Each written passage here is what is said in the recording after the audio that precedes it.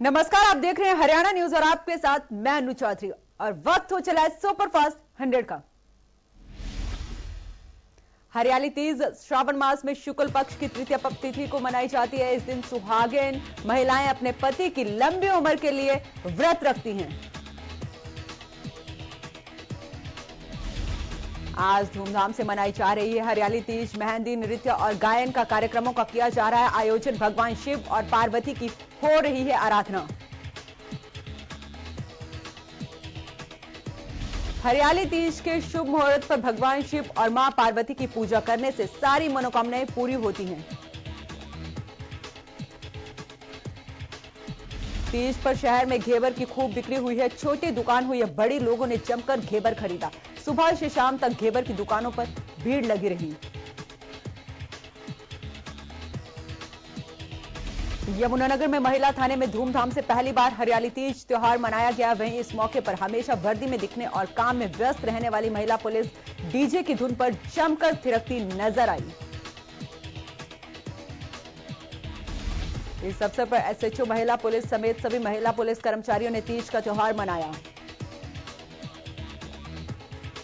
कार्यक्रम में महिला थाने की एसएचओ शीलावंती ने संदेश दिया है कि हरियाली तीज के पर्व पर सभी पौधारोपण करें और पर्यावरण को हरा भरा बनाएं।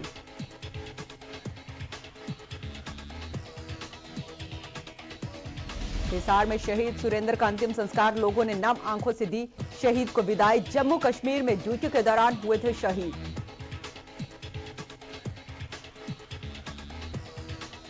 प्रदेश में कोरोना के 23 नए मामलों की पुष्टि। गुरुग्राम में 6 नए मरीज, एक दिन में 2 मरीजों की मौत हुई। बीजेपी नेत्री सोनाली फोगाट नए विवादों में घिरती हुई नजर आ रही हैं। सोशल साइट पर लाइव के दौरान अनुसूचित जाति से संबंधित प्रतिबंधित शब्द का इस्तेमाल करने पर एक्टिविस्ट रजत कलसन ने कानूनी नोटिस भेजा। कलसन ने सोनाली फोगाट से सार्वजनिक रूप से माफी मांगने की बात कही। बता दें कि बीते 24 जुलाई को सोनाली फोगाट आदमपुरा के बालसमंद क्षेत्र के कार्यकर्ताओं की मीटिंग में शामिल होने पहुंची थी। इस दौरान किसानों ने मीटिंग का विरोध भी कर दिया था और इसी बीच सोनाली फोगाट सोशल साइट पर लाइव आई थी। अधिवक्ता रजत कलसन ने आरोप लगाया है कि इस वीडियो में सोनाली फोगाट से अनुसूचित जाति से संबंधित एक शब्द का इस्तेमाल किया है जो केंद्र और राज्य सरकारों द्वारा प्रतिबंधित किया गया है।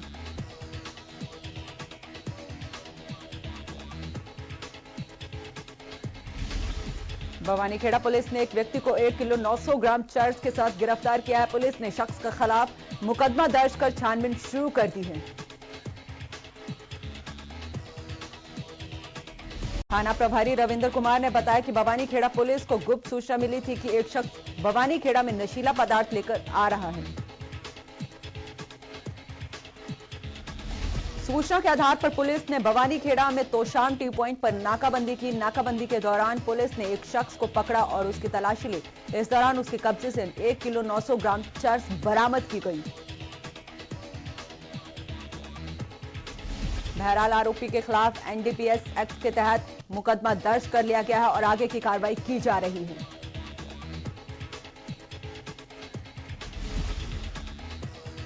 सुप्रीम कोर्ट ने मंगलवार को राजनीतिक पार्टियों के उम्मीदवारों के अपराधीकरण से जुड़े एक मामले में बड़ा फैसला सुनाया है। इसके तहत अब सभी राजनीतिक पार्टियों को उम्मीदवारों के ऐलान के 48 घंटे के भीतर मुकदमे की जानकारी जारी करनी होगी।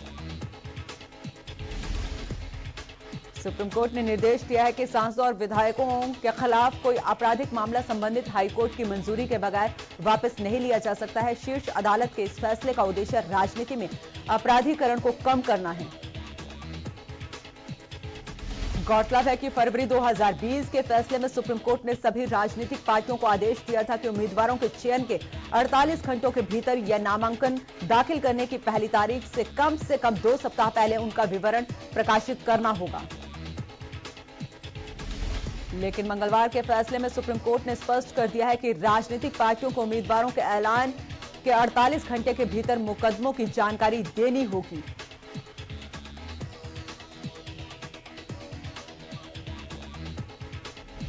देश के एथलेटिक्स में पहला गोल्ड मेडल दिलाने वाले नीरज चोपड़ा मंगलवार को मीडिया से रूबरू हुए। इस दौरान नीरज ने कहा कि मैं भारतीय सेना और स्पॉन्सर JSW स्पोर्ट्स का धन्यवाद देता हूं, जिन्होंने कोरोना काल में भी हमारा कैंप चालू रखा। गोल्डन बॉय नीरज चोपड़ा ने कहा कि ओलंपिक के लिए हमारी मेहनत रंग लाई है, सभी के सहयोग से यहां तक पहुंचे, लेकिन देश आकर गोल्ड मेडल जीतने का बड़ा एहसास हुआ। टोक्यो ओलंपिक में देश का नाम सोना, चांदी, कांस्य जीतकर लौटे खेल वीरों का सोमवार को दिल्ली में भव्य स्वागत हुआ।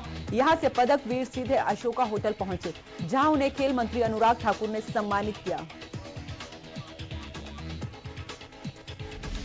इस दौरान खेल मंत्री अनुराग ठाकुर, पूर्व खेल मंत्री किरण रिजिजू ने सभी विजेता खिलाड़ियों को पुष्प और स्मृति चिन्ह प्रदान कर सम्मानित किया।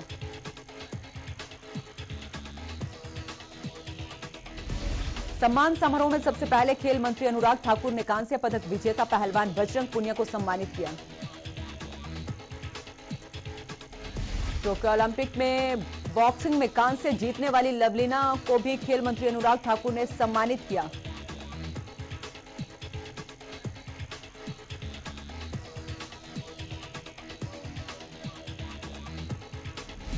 हॉकी में 41 साल का सूखा खत्म करने वाली पुरुष हॉकी टीम को सोमवार को खेल मंत्री ने सम्मानित किया। इस दौरान पुरुष हॉकी टीम के कोच को भी सम्मानित किया गया। बता दें कि टोक्यो ओलंपिक में भारतीय पुरुष हॉकी टीम को कांस्य पदक मिला है। टोक्यो ओलंपिक्स में सिल्वर मेडल जीत के वतन लौटे रेसलर रवि दहिया को भी खेल मंत्री ने सम्मानित किया। गौरतलब है कि रवि दहिया के करियर की शुरुआत अच्छी नहीं थी, क्योंकि उन्हें आयरन डेफिशिएंसी थी, लेकिन कई उतार चढ़ावों के बाद उन्होंने पूरे देश का नाम रोशन किया है। टोक्यो ओलंपिक में इतिहास रचने वाले जैवलिन थ्रोअर नीरज चोपड़ा को केंद्रीय खेल मंत्री अनुराग ठाकुर ने सम्मानित किया और साथ में पूर्व खेल मंत्री किरण रिजिजू और खेल राज्य मंत्री निशित प्रमाणिक भी मौजूद रहे।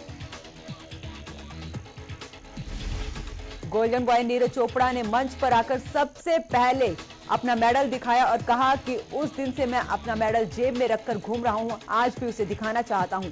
ये मेरा मेडल नहीं, पूरे देश का मेडल है। नीरज के कोच नसीम अहमद ने नीरज के संघर्ष की कहानी साझा करते हुए बताया कि 2011 में नीरज चोपड़ा उनके पास पानीपत से पंचकुला जैवलिन की कोचिंग लेने आए थे। पंचकुला के स्पोर्ट्स हॉस्टल में ट्रेनिंग करते समय उनका फिटनेस लेवल अन्य खिलाड़ियों से कहीं ज्यादा बेहतर होता था। कोच नसीम अहमद ने बताया कि नीरज बेहद अनुशासन में रहने वाले मेहनती खिलाड़ी हैं। उसकी थ्रो और टेक्निक बहुत अच्छी थी, जिससे उन्हें यह आभास हो गया था कि नीरज जैवलिन थ्रो में जरूर अच्छा प्रदर्शन करेगा। नीरज ने जो कड़ी मेहनत की है, आज उनका वही संघर्ष रंग लाया है।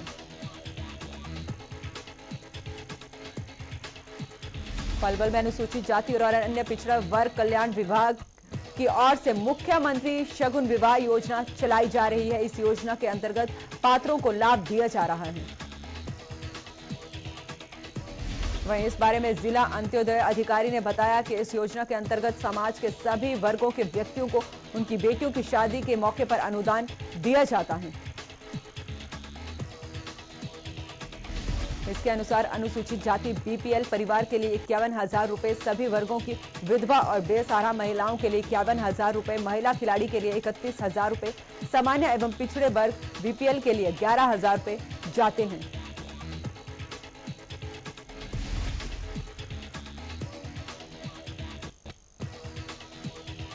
साथ ही समाज के सभी वर्ग जिनके पास 2.5 एकड़ से कम कृषि भूमि है या उनकी वार्षिक आय 1 लाख रुपए से कम हो, उन्हें योजना के अंतर्गत 11,000 रुपए का अनुदान दिया जाता है। झज्जर के सिविल अस्पताल में कोरोना के नियमों की धज्जियां उड़ाई जा रही हैं। फैक्ट्रियों में काम करने वाले प्रवासी मजदूरों को कंपनियों ने हिदायत दी है कि पहले वैक्सीन लगवा कर आए, फिर काम करने की इजाजत दी जाएगी। वहीं सैकड़ों प्रवासी मजदूर IMT मानेसर से बहादुरगढ़ और अन्य फैक्ट्रियों से चलकर झज्जर के सिविल अस्पताल पहुंचे। इस दौरान अस्पताल का नजारा बेहद डरावना था।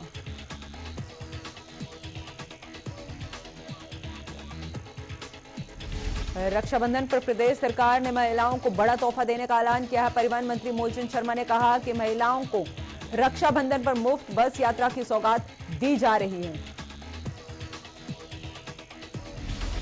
मूलचंद शर्मा ने कहा कि भाई बहन के इस पावन पर्व पर महिलाओं को हरियाणा राज्य सरकार बसों में फ्री यात्रा का उपहार देगी। इस सौगात के तहत एक दिन के लिए 12 से 15 साल के बच्चों के साथ महिलाएं मुफ्त यात्रा कर सकेंगी। साथ ही परिवहन मंत्री ने कहा कि इस यात्रा के दौरान कोरोना के नियमों का पालन करना भी जरूरी होगा। तो शाम से मंगलवार को किसान डाक कांवड़ लेकर टीकरी बॉर्डर के लिए रवाना हुए। किसानों ने अपने कांवड़ में खेतों की मिट्टी और पानी लेकर रवाना हुए। सरकार ने कोरोना को देखते हुए कांवड़ यात्रा पर रोक लगाई है, जिस पर किसानों ने बताया कि सरकार कांवड़ यात्रा पर भले ही रोक लगा ले, लेकिन किसानों के जज्बे को कम नहीं कर पाएगी। किसानों ने कहा कि जहां किसान होते हैं वो जगह पवित्र स्थल होती है, इसलिए टीकरी बॉर्डर एक पवित्र स्थल बन चुका है।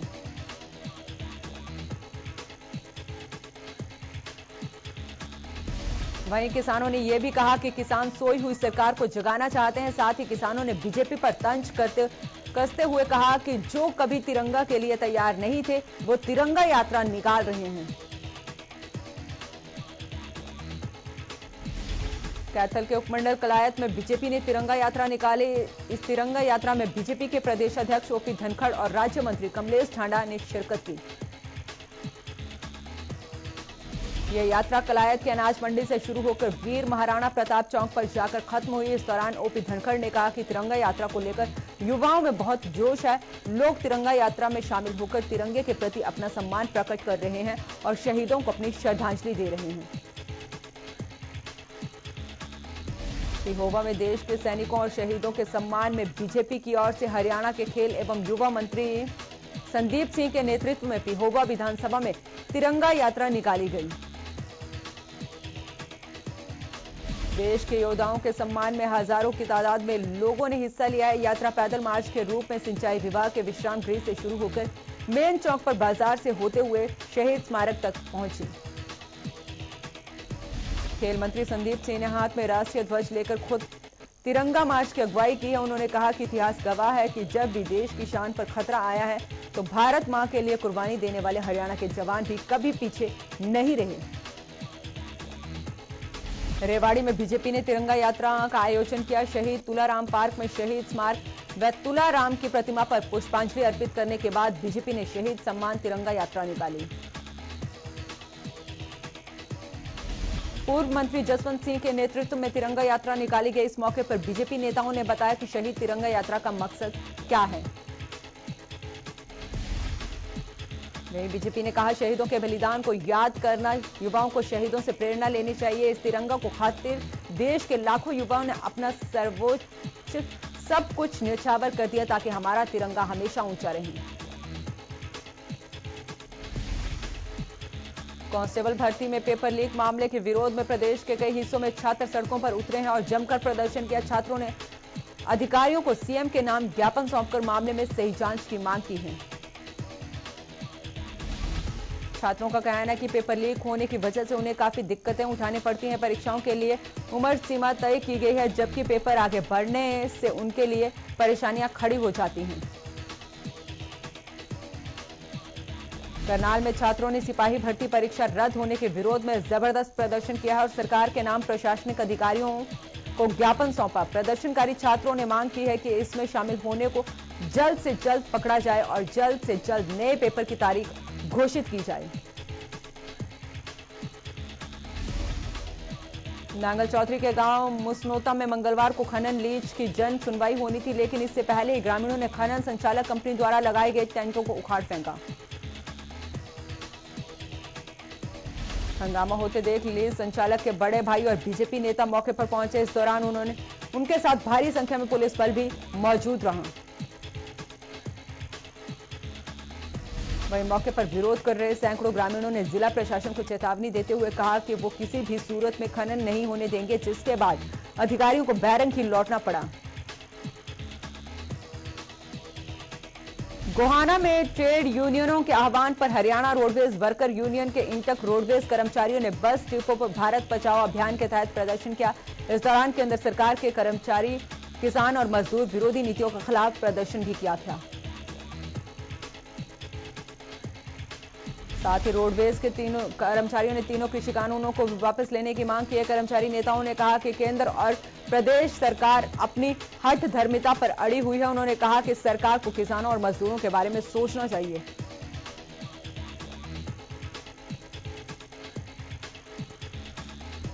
मंगलवार को दक्षिण हरियाणा बिजली वितरण निगम फरीदाबाद सर्कल के अधीन आने वाली सभी सब डिवीजनों पर बिजली कर्मचारियों ने रोष प्रदर्शन किया।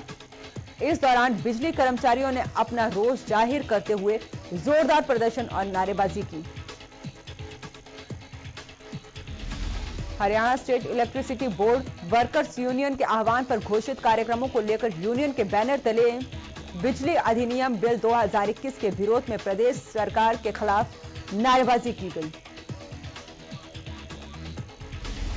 बिजली कर्मचारियों ने कहा कि अगर सरकार ने इस बिल को पारित किया तो भविष्य में इसके गंभीर परिणाम देखने को मिलेंगे। इससे आगामी समय में निजीकरण को बढ़ावा मिलेगा और प्रदेश के युवाओं में रोजगार के अवसर खत्म होंगे। सिरसा के बिजली घर में भी बिल के विरोध में कर्मचारियों ने प्रदर्शन किया। कर्मचारियों ने बिजली घर के प्रांगण में करीब 1 घंटे तक रोष प्रदर्शन किया।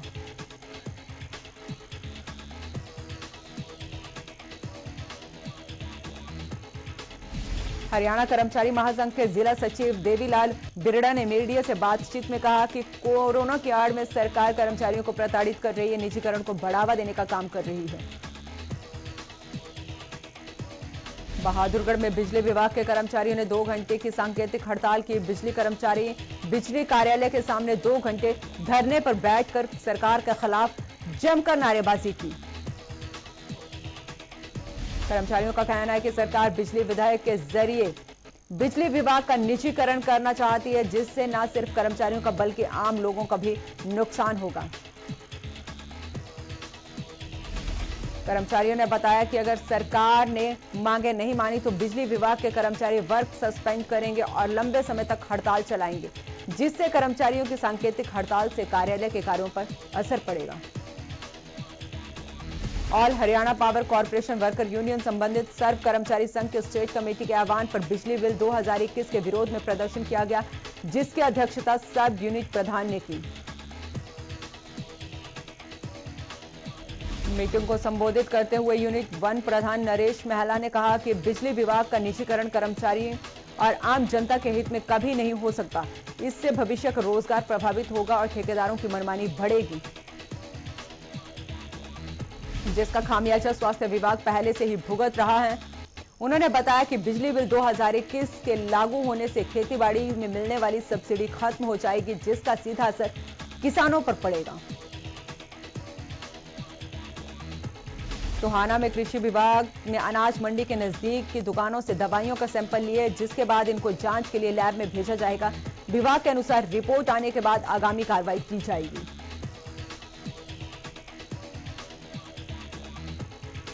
मामले में एसडीओ मुकेश महला ने बताया कि शिकायत आई थी कि किसानों को घटिया स्तर की दवाई बेची जा रही थी। इसके लिए उन्होंने ये सैंपल लिए और इसकी जांच के आदेश भी दिए हैं। सीएम फ्लाइंग टीम ने मंगलवार सुबह गांव अहलीस्तार में नकली दूध बनाने का भंडाफोड़ किया है। टीम को यहां से नकली पाउडर, यूरिया व ग्लूकोज आदि की बोतलें बरामद हुई हैं। स्वास्थ्य विभाग की टीम ने मौके से करीब 6 क्विंटल मिलावटी दूध बरामद किया है। फूड इंस्पेक्टर ने दूध के सैंपल लेकर जांच के लिए भेज दिए हैं। अब जब रिपोर्ट आएगी तब आगे की कार्रवाई भी की जाएगी। सीएम फ्लाइंग को सूचना मिली थी कि गांव अहलसीदार के रहने वाले श्यामचंद बड़े स्तर पर दूध की सप्लाई करता है। सूचना के आधार पर टीम बनाई गई और सुबह 6 बजे ही छापेमारी को अंजाम दिया गया। डाक विभाग की ओर से एक नई स्कीम की शुरुआत की गई है, जिसके तहत पोस्टमैन घर जाकर लोगों के आधार कार्ड में मोबाइल नंबर अपडेट कर सकेंगे। इसके लिए 50 रुपए शुल्क रखा गया है। वहीं इस स्कीम से अब आम जनता को अब शहर जाकर लाइन में नहीं लगना पड़ेगा। अंबाला डाक विभाग के head post master Harish Kumar ने जानकारी देते हुए बताया कि डाक विभाग की ओर से एक नई स्कीम शुरू की गई है। सभी पोस्टमैन के मोबाइल में डिवाइस उपलब्ध करवा दिया गया है। जो पोस्टमैन जिन इलाकों में जाता है वो घर घर जाकर लोगों से संपर्क करेगा और वहीं मोबाइल नंबर आधार कार्ड में अपडेट करेगा। कोसली में बारिश के चलते सरकारी स्कूल में जल भराव की स्थिति बन गई है। बरसात का पानी इस कदर स्कूल में भर गया है कि स्कूल पूरी तरह से तालाब बन गए हैं। बच्चों को कई दिनों से स्कूल में आने से रोका हुआ है। बीजेपी विधायक लक्ष्मण ने अधिकारियों के साथ बदहाल स्कूल का जायजा लिया और मौके पर ही जल्द पानी निकासी के निर्देश दिए।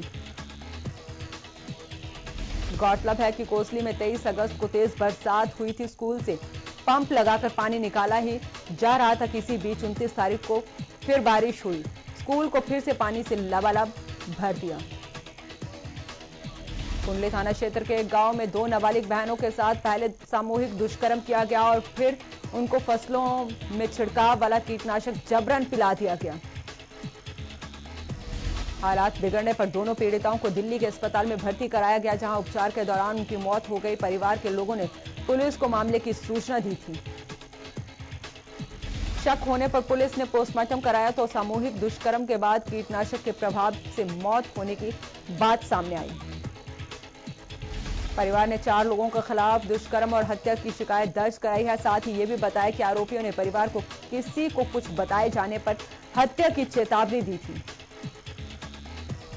करनाल में स्टेट विजिलेंस टीम ने एक पुलिस कर्मचारी को रिश्वत लेते हुए रंगे हाथों गिरफ्तार किया। आरोपी पुलिस कर्मचारी सेक्टर 4 चौकी में कार्यरत है। दरअसल 2 गुटों में कोई विवाद चल रहा था, समझौता होना था, लेकिन पुलिस कर्मचारी अपनी जेब भरने में जुटा हुआ था। समझौते के नाम पर एक गुट से पैसों की डिमांड की गई थी। 20,000 रुपए में बात तय हुई और उसके बाद शिकायतकर्ता ने इस बात की जानकारी विजिलेंस को दी। विजिलेंस की टीम अलर्ट हुई और जब आरोपी पुलिसकर्मियों ने से 20,000 रुपए लिए तो स्टेट विजिलेंस की टीम ने गिरफ्तार कर लिया। फिलहाल आरोपी को कोर्ट में पेश किया जाएगा, जिसके बाद आगे की कार्रवाई की जाएगी। गोहाना रोहतक रोड पर ड्रेन नंबर 8 के पटरी पर एक शख्स का शव मिलने से आसपास के इलाके में सनसनी फैल गई है। घटना की सूचना मिलते ही गोहाना सिटी थाना पुलिस ने मौके पर पहुंचकर लोगों से शव की पहचान के लिए पूछताछ की, लेकिन शव की शिनाख्त नहीं हो सकी, जिसके बाद पुलिस ने शव को कब्जे में लेकर पोस्टमार्टम के लिए नागरिक अस्पताल में भिजवा दिया है। मृतक के पास से पुलिस को एक शराब की बोतल भी मिली है। पुलिस ने बताया कि प्राथमिक दृष्टि से यह मामला जहर पीने या ज्यादा शराब पीने से मौत होने का लग रहा है। दिल्ली में मासूम के साथ हुई दरिंदगी के मामले को लेकर देश भर में गुस्सा उबाल पर है। इसके विरोध में सोमवार को भवानी खेड़ा के लोगों ने कैंडल मार्च निकाला और न्याय की मांग की। इस दौरान लोगों ने दिल्ली सरकार के खिलाफ जोरदार नारेबाजी की। बता दें कि दिल्ली कैंटेरिया में नांगल के शमशान भूमि में 3 लोगों ने मासूम के साथ गैंगरेप किया और उसी शमशान भूमि में जलाकर हत्या कर दी थी। इसी को लेकर बच्ची को न्याय दिलाने के लिए कैंडल मार्च में कई समाज के लोगों के साथ महिलाएं भी शामिल हुई, जिससे बच्ची के दोषियों को फांसी की सजा दी जाए और बच्ची को न्याय मिल सके। गोहाना के सिवानका गांव में युवक को चाकू मारकर हत्या करने का मामला सामने आया है। हत्या का आरोपी मृतक का भाई ही बताया जा रहा है। जांच अधिकारी ने बताया कि पिता के बयान के आधार पर आरोपी के खिलाफ मामला दर्ज कर लिया गया है। रोहतक के कंसाला गांव में देर रात चिकन कॉर्नर संचालक 35 साल के सोनू की गोली मारकर हत्या कर दी। वहीं इस वारदात में सोनू के चचेरे भाई कुलदीप और सुनील को भी गोली लगी है।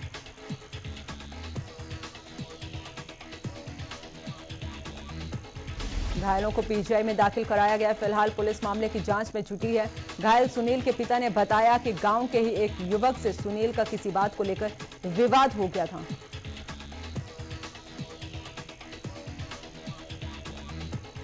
विवाद के बाद उसके चचेरे भाई सोनू और कुलदीप भी मौके पर पहुंचे। इसी दौरान गांव का युवक अपने साथियों के साथ आया और उसने ताबड़तोड़ फायरिंग कर दी।